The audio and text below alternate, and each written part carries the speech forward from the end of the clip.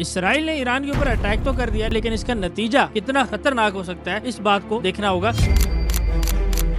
Iran ने जो response किया है उस रिस्पॉन्स के बदले में इसराइल कैसे रिस्पॉन्ड कर रहा है ये देखना होगा। इसके साथ साथ ये पूरी सिचुएशन मिडिल ईस्ट के अंदर मार्केट्स को, गोल्ड की मार्केट हो, ऑयल की मार्केट्स हो, इसको कैसे अफेक्ट कर रही है, ग्लोबल ट्रेड रूट्स को कैसे अफेक्ट कर रही है और ओवरऑल एक डिप्लोमेटिक एंड जियोपॉलिटिकल कंडीशंस को कैसे इम्पैक्ट कर रही है, ये हम इस वीडियो में जानेंगे। लेकिन उससे पहले थोड़ा सा हिस्ट्री में चलते हैं और देखते हैं कि ये कॉन्फ्लिक्ट कहाँ से स्टार्ट हुआ, इसकी वजह क्या थी, इसकी रूट कॉज क्या थी। आइए तो चले आपको लेके चलते हैं 1970s में।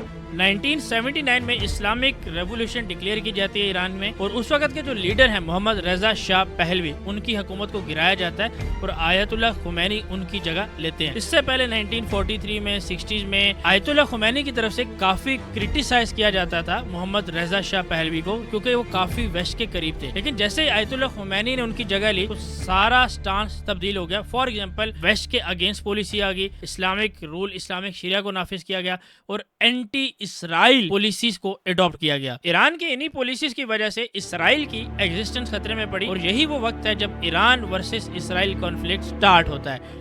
ईरान अपनी पॉलिसीज तक नहीं रुकता, बल्कि वो कुछ प्रॉक्सीज ग्रुप बनाता है जिसके अंदर हिजबुल्लाह, हमास एंड बाकी ग्रुप्स शामिल हैं। 1982 से 2000 तक यानी कि 18 साल लेबनान के अंदर वॉर रही है और ये वॉर स्टार्ट हुई थी जब इसराइल ने इन्वेड किया और वहां पे उसको हिजबुल्लाह का सामना करना पड़ा। इसके अलावा 1990s के अंदर अगेन प्रॉक्सी एक्सपेंशन, प्रॉक्सीज वार होती रही है। लेकिन मेजर इशू तब अराइज हुआ जब 2000 में ईरान का न्यूक्लियर प्रोग्राम पब्लिकली डिस्क्लोज हुआ। अब कोई भी कंट्री ये नहीं चाहेगा कि उसके एनिमी के पास न्यूक्लियर वेपन्स हों, क्योंकि ये एक डिटरेंस का काम करता है। तो इसराइल ने इसको सबोटाज करने की कोशिश की, उनके ऊपर साइबर अटैक्स करने की कोशिश की, साथ साथ उनके जो डिफरेंट न्यूक्लियर साइंटिस्ट थे उनको असैसिनेट किया, काफियों को असैसिनेट करने की कोशिश की, काफियों को डराया गया। बात सिर्फ यहाँ पे नहीं रुकती। 2006 में एक कोर कॉन्फ्लिक्ट इमर्ज होता है जिसके अंदर लेबनान वॉर में हिजबुल्लाह 4000 से ज्यादा रॉकेट इसराइल के ऊपर फायर करता है। इसके बाद 2011 में अगेन सीरिया में जब सिविल वॉर स्टार्ट होती है तो ईरान अपनी मिलिट्री वहाँ पे डिप्लॉय करता है। रिस्पॉन्स में इसराइल 1000 से प्लस रॉकेट फायर करता है। बात यहाँ तक भी नहीं रुकती। आप देखिए 1982 से ये सारी प्रॉक्सीज वॉर, गोरिल्ला वॉर सब चलती आ रही है और हम आ जाते हैं 2023 के अंदर। ब्रेकिंग पॉइंट तब आता है जब 2023 7 अक्टूबर को इसराइल के ऊपर अटैक होता है और इसराइल उसको वजह बनाते हुए सीरिया, इराक, यमन, ईरान, फिलिस्तीन सब जगह को टारगेट करता है। इस पूरे कॉन्फ्लिक्ट में ब्रेकिंग पॉइंट तब आता है जब 7 अक्टूबर 2023 को इसराइल के ऊपर अटैक होता है। इसराइली पॉइंट ऑफ व्यू से ये अटैक हमास ने किया है और इसके पीछे ईरान था और ईरान के पॉइंट ऑफ व्यू से ये एक फॉल्स फ्लैग ऑपरेशन था जिसको इसराइल ने खुद करवाया और उसको रीजन बना के फिलिस्तीन, गजा, हमास, हिजबुल्लाह और उसके बाद ईरान को टारगेट किया जाए। अब सोचने वाली बात यह है कि इसराइल ने आखिर ऐसा किया क्यों। बेसिकली इसराइल इस वक्त ईरान के न्यूक्लियर प्रोग्राम के पीछे है। वो ये चाहता है कि किसी भी तरीके से ईरान एक न्यूक्लियर पावर ना बने, क्योंकि न्यूक्लियर पावर जैसे ही ईरान बनता है तो पूरे मिडिल ईस्ट के अंदर एक स्टेबिलिटी आ जाएगी। स्टेबिलिटी कैसे आएगी? फॉर एग्जाम्पल अगर एक बंदे के पास न्यूक्लियर वेपन्स हैं, दूसरे के पास भी न्यूक्लियर वेपन्स हैं, तो दोनों टेबल के ऊपर ये बात कर सकते हैं कि मेरे पास भी न्यूक्लियर वेपन्स हैं, तो हम दोनों किसी के ऊपर अटैक नहीं करेंगे। और स्टेबिलिटी के लिए दोनों पावर्स का बैलेंस होना जरूरी है।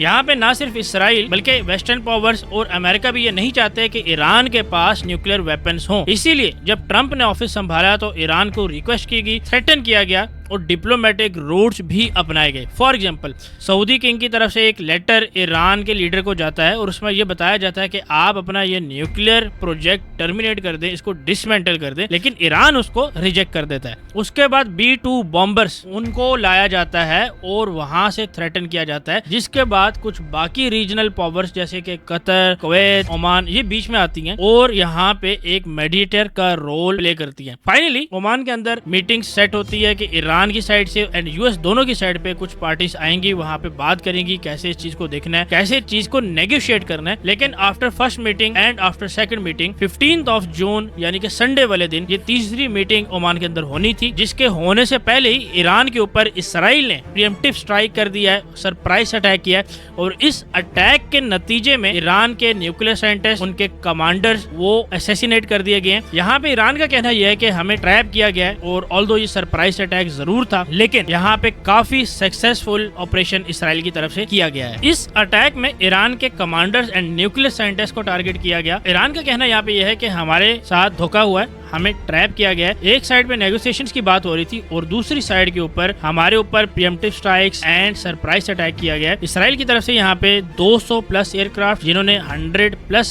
स्ट्रेटेजिक साइट्स को टारगेट किया और 350 पेलोड्स गिराए हैं। इस पूरे अटैक में तकरीबन न्यूक्लियर बेसिस यानी कि नटान्स, फोर्डो, कोहमदाब एंड इफ्शान न्यूक्लियर फैसिलिटीज को टारगेट किया गया है और साथ साथ में ईरान की Tabraiz, Hamdan, Siraj air bases, military bases को भी टारगेट किया गया है। ओवरऑल इस अटैक में 78 से 80 फैटिलिटीज हुई हैं, जिसके अंदर बच्चे और बाकी लोग भी शामिल हैं और तकरीबन 350 लोग इंजर्ड हुए हैं।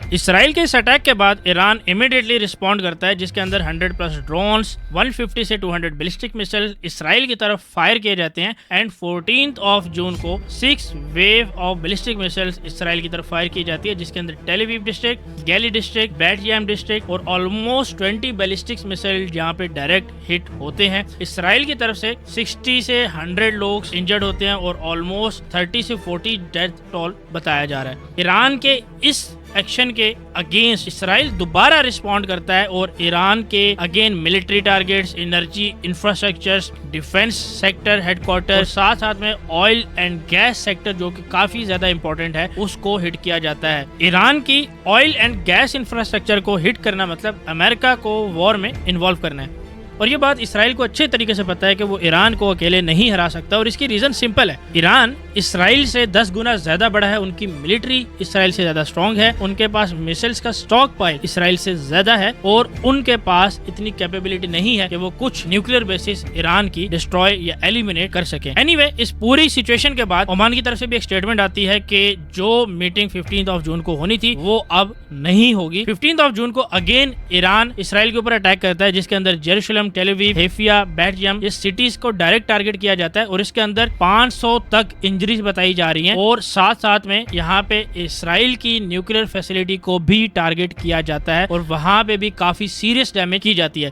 इसराइल की इंफ्रास्ट्रक्चर में एनर्जी सेक्टर, ऑयल सेक्टर, इन सारी जगहों को यहाँ पे हिट किया जाता है और इसी वजह से टेल अवीव के अंदर एक एनर्जी डिस्ट्रप्शन भी देखी गई है। यहाँ पे अगर ग्लोबली बात की जाए तो UN secretary general, major power ये बात कर रही है कि इस वॉर को रोका जाए। ट्रंप भी डिप्लोमेटिक रूट्स यहाँ पे ले रहे हैं कि वॉर को रोका जाए। ईरान के इस अटैक में इसराइल के infrastructure, energy sector and military installments को टारगेट बनाया जाता है एंड 300 से 500 इंजरीज इस वक्त रिपोर्ट की जा रही हैं। ओवरऑल दोनों साइड के ऊपर काफी डिस्ट्रक्शन हुई है और एक स्टैटिस्टिक्स आप हमारे स्क्रीन के ऊपर देख सकते हैं दोनों में कि क्या क्या दोनों साइड के ऊपर नुकसान हुआ है।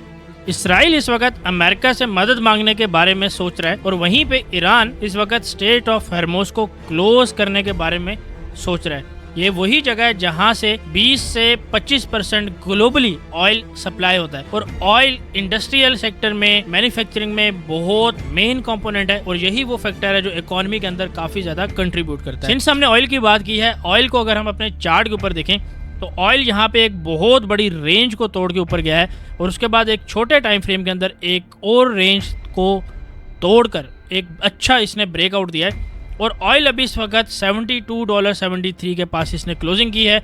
ऑलमोस्ट 78 के पास इसने हाई लगाया है और अगर यहाँ पे स्टेट ऑफ हॉर्मुज़ क्लोज होता है तो ग्लोबली सप्लाई चेन के अंदर काफ़ी ज़्यादा डिस्ट्रप्शन आपको देखने को मिलेगी और ये डिस्ट्रप्शन कोविड से भी ज़्यादा खतरनाक हो सकती है। ये जापान की कैरी ट्रेड 2 को ट्रिगर कर सकती है। इसके साथ साथ अगेन अमेरिका के अंदर इन्फ्लेशन को हाई लेवल्स पे ले जा सकती है, 5 से 6% तक इन्फ्लेशन जा सकती है और जो रेट कट करने की बात हो रही थी अमेरिका में, वो सीन तो पूरा का पूरा आपका फिल्म से आउट हो जाएगा। अब यहाँ पे मेजर एक बात समझने की जरूरत है कि क्या ट्रम्प ये सारा कुछ अलाउ करेगा? क्या ट्रम्प ये चाहेगा कि उसने जो मेहनत की है इन्फ्लेशन को नीचे लाने में, फेड को फोर्स करने में कि वो रेट कट करे, क्या ये चीजें अलाउड होंगी? मेरा ये ओपिनियन है कि पॉसिबल है, देयर आर हाई चांसेस के संडे को मार्केट ओपन होने से पहले कुछ पीस की न्यूज आपको देखने को मिले।